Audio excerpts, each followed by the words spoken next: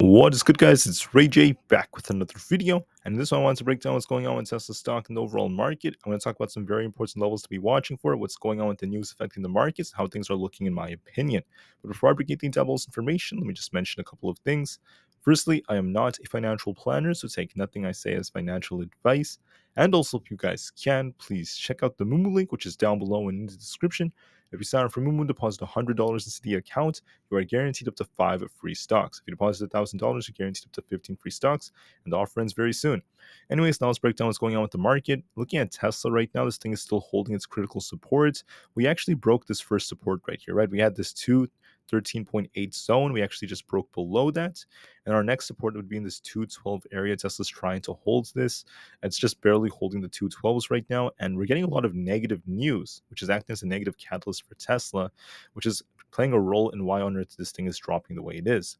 Now, for us to have turned bullish, I mentioned we need to see Tesla basically break 217.6, break above this high right here.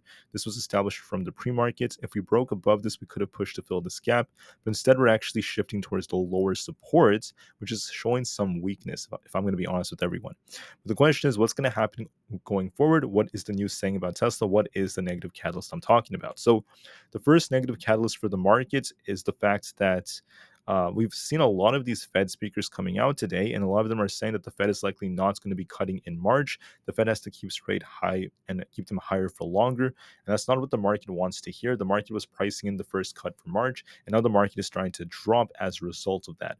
On top of this, the manufacturing numbers and such were actually not that bad. They were looking kind of decent overall, especially manufacturing production, but the Fed's more hawkish tone is playing a big role in why we're dropping the way we're dropping. And we also have the Fed beige book coming out. I think it comes out in about a minute from now. So we'll be watching to see what the reaction is. This is going to be very important as well. Tesla's once again still holding around the 212s as this is about to come out. And we're still seeing SPY hovering around the 470 area. But I just want to mention, I'm going to call out some important levels in the charts in just a few minutes. One negative catalyst for Tesla is not only, the Fed speakers causing the whole market to drop the way it has so far. On top of this, there's all this news coming out about how Tesla is cutting prices. It's not good whatsoever. Let me close this ad. Sorry about that, guys. Tesla's cutting prices throughout Europe. That was some negative news that came out. We had a good piece of news, which was Mazda's adopting Tesla's North American charging standard for 2025. That's a good piece of news as more and more of these different companies are joining in as Tesla's gaining control and power over that. And this is once again creating a very, very big business for Tesla. The charging business is going to be huge. But besides that, I mean, the majority of headlines have been very, very negative. There's been some talk about how Teslas are struggling in cold weather. There's more news about how, a lot of the Tesla bulls are saying that the price cuts are just hurting Tesla. They're very destructive for the company. That's what some of these other analysts are saying about Tesla. And on top of this, there's more news coming out about the Cybertruck. It's once again having trouble living up to the hype. So I'm just trying to say, guys, another factor for Tesla is the mainstream media. We're getting a lot of negative news for Tesla about the Cybertruck, about the price cuts, about what analysts are saying. Lots of negative news that's playing a big role in affecting Tesla. And on top of that, we'll have to just be watching our very critical levels. Tesla could have held up a lot nicer today, could have held up a lot nicer if it wasn't for the bad news that came out about Tesla basically slashing their prices in Europe, especially in Germany. They had the biggest price cut over there. So that's kind of negative for the Model Y, and that's part of why Tesla's been selling off a bit. So it's very unfortunate. Tesla had a lot of potential, but it is what it is. Now let's break down some very important levels. As the Fed is releasing the beige book, we're actually seeing SPY trying to push it tiny bits, but it's still not that strong. Now we're going to talk about some levels. So for Tesla, we have resistance at 213.8 as critical resistance. Then we also have this 215 zone. And above that, we have 217 followed by 220. My levels are very tight because Tesla has been very choppy, very tight recently. And now we have critical support at 212. We have to try to hold 212. So far, Tesla's trying to hold above it. You guys can see how important that level was for today. If we end up losing this level, there is some support at 210, but it's very minor. The next critical support comes all the way down to 207. We could see a move all the way down to 207 if we lose 212, and that's why it's very important we try to hold it, at least for now. So we'll be watching to see if Tesla could hold this. This is where this low was historically, and this is going to be a critical support. We'll be watching to see how Tesla holds this level throughout the day. If we lose it, We're going to be basically approaching 210, then eventually 207. If we hold it, we could just shuffle in this range, at least for the time being. So we have to watch this. That's all Tesla's kind of doing, kind of shuffling right now in the 212. It's very boring price action. If I pull up like even the 5 minute time frame just shows lots of sideways price action. It's been shopping throughout the whole day. So not much is going on for now for Tesla. So make sure you watch that level very closely. As for SPY, similar to Tesla, not the best price action for today, but overall, the trend is starting to shift in favor of the bears. So basically on SPY, I'm going to actually show you guys what my chart looked like before. I had two levels basically mapped out. I had this one, this yellow line before. I actually changed it just a few minutes ago, but I had my lines like this in my early morning video. I told you that if SPY broke above 473, it had potential to push up to 475. If we lost 471, we're going to be favoring 471.3, which is where we had the low from right here, right? The historical low. We're basically going to see SPY start sinking, and that's what ended up happening. We actually lost the low. So we have to try to reclaim the 471.5 zone. We have to try to get back above that for there to be some hope for the people who are trying to hold the market up. If we close below that, we're going to still remain bearish. That's going to be very, very important. All right, so I'm going to actually change the colors of these so it's not like standing out too much. So where are we right now? We're at 470.8. We have resistance at 471 and 471.4. We also have resistance at 472.5, 473, and then if we break above that, we could push for 475. Now, our support is going to be at 470 flats. If we lose that, there's minor support at 469. Not that strong, though. It's very, very minor at our pivotal fib level. That's where we had this previous resistance becoming support. And if we lose that, we have critical support at 468. If we lose 468, this thing's going to be sinking much lower. So you want to be very careful at those supports. What is SPY doing right now? It's kind of shuffling between 470 and 471. Might continue to do so for some time, but I do want to notice that the overall trend is looking kind of weak. The volume is not the best. And on top of this, if you look at the 4-hour time frame, SPY has another downtrend being established very, very strongly. We actually touched 469.8, and we're still looking very weak regardless of that. So if anything, I just want to note that SPY is still favoring the bears a bit more.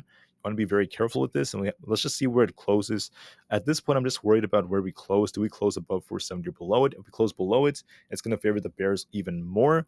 If we manage to close above 470, there's going to be some hope for it. But overall, the trend is favoring the bears. Same thing on the QQQ. Trend is favoring the bears a little bit more as this thing got this rejection. And here are some very important levels. So on the QQQ, right, you're basically going to be looking at this resistance right here. We have resistance at 405.7 to 406, so right about this zone up here. Then we have 408 and 410 as resistance. We have some minor support at this 404 area, and the strong supports at 402, followed by 399 to 400. Overall, this thing is downtrend. You guys can see that this thing made a lower highs and lower lows. It's been on a very, very nice downtrend, and we're going to be watching 404 and how well this ends up holding. If we end up losing the support, we're going to be looking for a much bigger drop to the downside. If we end up losing that support, it's going to lead to even more downside from there. So I would say that the QQQ looks weak right now. It's favoring the bears a little bit more. It's trying to hold above 404. So watch and see where we close. Do we close above 404? Do we end up losing it? If we lose it, we're going to favor the bears even more. If we close above it, there's still some hope it tries to hold temporarily. But I do want to note that the trend is favoring the bears, so there could be a risk of downside coming later. Be very careful on the QQQ. For Aapl stock, I just want to mention that Aapl is also looking kind of flat. So Aapl has resistance. We can actually adjust this. So our resistance would actually be like right around here for the day. 182.5 is where it's actually trading the resistance for today. There is some resistance. There was some support at 182, but it's not as strong. It's not as reactive to that level today. So basically, if we do sell off a bit more, there's a little bit of support at 182, but it's very minor. Strongest support is at 181 and then 180. If 180 fails us, 178 is next. Resistance watch 182.5. We have to try to break above this for this thing to push up to fill this gap at 183. Otherwise, this thing is going to be range bound between 181 and 182.5. In my opinion, I would say that we have some tight resistance at 182.5 for Aapl, kind of stuck up here, not really doing a whole lot. So we're going to be watching to see how this thing moves. It is still range bound. It's been stuck between 182.5 and 181 throughout the entire day. just stuck, not really doing much. There's a good chance it might just remain in this range for the rest of the day, but make sure you watch your levels just to be safe. If we could close above 182.5, it's going to give the bulls a little bit of an edge to try to push the market higher. So watch that close very carefully. If it closes below 182.5, we're likely going to see this thing just remain in the range. So it could even, retest 181. So watch these levels carefully. It's kind of stuck for now. And then finally for Nvda basically got this big drop. It came all the way down to these support levels. So it rejected off 568, came all the way down to about 547, then it bounced, and now we're kind of shuffling kind of like where our zero point 0.5 retracement happens to be, very close to 557. So 557 is going to be our next support. If we lose that, there's 555, and if that fails, it's just 552, 515, 547, and 545. Resistance level, has to be around 560. If you break above this, watch for 562, 565, followed by 568. Right now, Nvidia is shuffling, going back and forth, not really doing a whole lot. For the last couple of hours, it's been stuck between 555 and 560, going back and forth and back and forth. There's a very high probability it's going to be stuck like this for the rest of the day. But we'll be watching to see if anything changes. Now, on the 4-hour time frame, we are starting to look a little weaker. This thing could slow down a little bit, but as buyers are defending 555, it's just barely holding for now. The trend is starting to shift a little bit more in favor of bears, but it's still holding up. So we'll be watching this very carefully. If anything, we'll see if this thing has a triple top and then a rejection that's coming. And we're going to be watching to see where it closes and where it holds tomorrow. If we could close above 560 and hold above that, we could favor the bulls a bit. If we close where we currently are, it might just remain in this trend. And to turn bearish, you want to see basically close below, in my opinion, around like 550. So it's still holding up decently, but it's very, very sideways, not really doing anything too crazy. So with that being said, thank you all so much for listening. Make sure you watch your levels very carefully.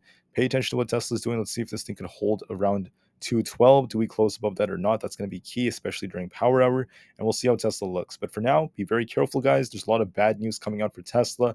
The media is just bashing Tesla over and over again. On top of that, there was some true negative news, such as like the price cuts and such. So be careful as a Tesla investor and trader. Watch your levels very carefully, and then we'll see how it goes. Thank you for listening, guys. Have a great day, and peace out.